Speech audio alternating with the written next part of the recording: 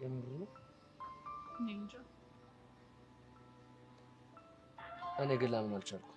እኔም የሚሰማኝ እንደዛ ነው። ግን ደግሞ የሆነ ስሜቴ ቢሆንስ ይለኛል። ልክ ነሽ።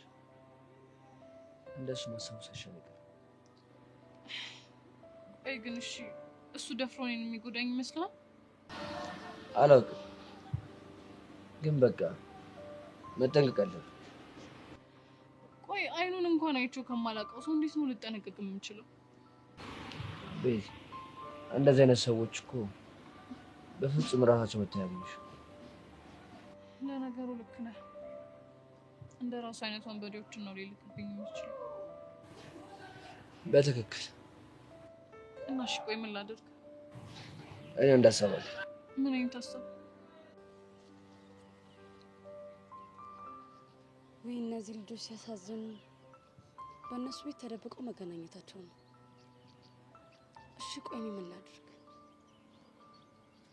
ተዋደዱ እንጂ ሳል ገደሉ። እጭ በፍጹም አላደርኩም። በፍጹም አልቀርጻቸውም።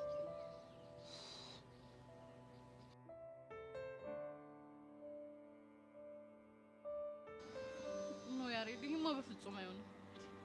ለምን ደማ? እስቲ አስበው እንዴት ነው ሁሌ ቀን በቀን በጋርድ ልንንቀሳቀስ የምንችለው? ቤዛ አንቺ እኮ ከጋርዱ ምንም አይነት ግንኙነት የለሽ እና እሱ በራሱ መንገድ በቅርብ ርቀት ስትሄጂም ስትመጪም ይከተልሻል። ያሬድ በእናትህ ይሄ ነገር ምንም ምቾት አይሰጥም። ቤዛ ይሄን ነገር እኮ አንቺ ሳታውቂ ማድረግ ይችላል ነበር። ግን በቃ በሆነ አጋጣሚ የሆነ ችግር ተፈጥሮ የራሱን እርምጃ ሲወስድ እንዳደነግጭ ብዬ ነው የነገርኩሽ። አሁን ግን ህይወታችን ውስጥ ምን አይነት ምስቅልቅል ነገር ነው እየተፈጠረ ያለው? ቤዚ በእናትሽ አትረበሽ። እኔ አንቺ ሲጨንቅሽ፣ ሲከፋሽ፣ ስታዝኚ ልቤ ክፉኛ ይረበሻል። የምርህን? በፍቅር ቀልድ አላውቅም። ለነገሩ አሁንማ ቆራጥ ሆነሃል። አባቴ ከፍቅር እንደሻሽ ከእናንተ አርቆ በብቸኝነት ዘፈቀኝ። አንተ ግን ምን? እኔ ግን መሽቶ በነጋ ቁጥር የማሳልፋቸው ስሜቶች ሚስማር ላይ እንደሚያርፍ መዶሻ ፍቅርን ያጠበቀው መጥቷል። አንተ ልጅ ግን አነጋገርህ ለእኔ እንዲገባኝ አድርገህ ብታወራ ይሻል። ቆይ ምንም የማይገባ ነገር ተናገርኩ? አልታወቀህም እንጂ እኮ እንደ ደራሲ እያጫወተህ ነው። ቀለኛ። በቃ ከዚህ በላይ ከቆየ ልንታይ ስለምንችል እንለያይ። ትንሽ አትቆይ? እጅሽን ለብሽ ላድርጊ። ለምን? ያልኩሽን ብቻ አይደል? እሺ። ያው ላንቺ ያለኝን ፍቅር በቃላት ለመግለጽ ሞክሬ ፍቅሬን ማሳነስ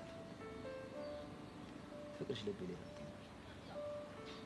ዘመኔን በሙሉ ሳፈቅርሽ ቤዚ ውድድ ያደርግሻለሽ። እኔም አፈቅርሃለሁ።